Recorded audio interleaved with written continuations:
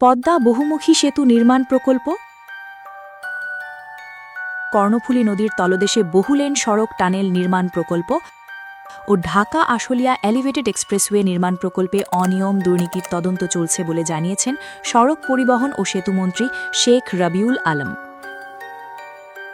রোববার ২৬শে এপ্রিল জাতীয় সংসদের অধিবেশনে সংসদ সদস্য মোহাম্মদ শামসুর রহমান শিমুল বিশ্বাসের এক প্রশ্নের লিখিত উত্তরে সেতুমন্ত্রী এ কথা জানান।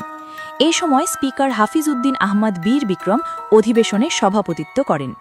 এদিন প্রশ্নোত্তর টেবিলে উপস্থাপিত হয়।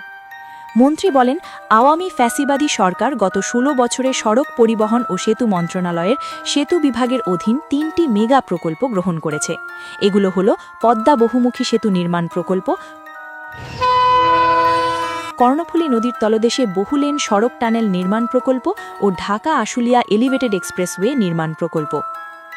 এর মধ্যে পদ্মা বহুমুখী সেতু নির্মাণ প্রকল্পের প্রাথমিক পর্যায়ে প্রাক্কলিত ব্যয় ছিল ১০,১৬১ কোটি ৭৫ লাখ টাকা এবং ব্যয় বরাদ্দ বাড়ে ৪ বার।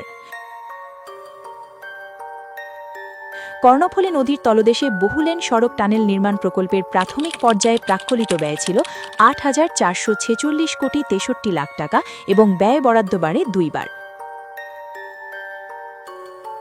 আর ঢাকা আশুলিয়া এলিভেটেড এক্সপ্রেসওয়ে নির্মাণ প্রকল্পের প্রাথমিক পর্যায়ে প্রাক্কলিত ব্যয় ছিল ১৬,৯০১ কোটি ৩২ লাখ টাকা এবং ব্যয় বরাদ্দ বাড়ে ১ বার। মন্ত্রী জানান, ওই প্রকল্প ভিত্তিক অনিয়ম দুর্নীতির বিষয়ে দুর্নীতি দমন কমিশনের দুদকই তদন্ত কার্যক্রম চলমান রয়েছে।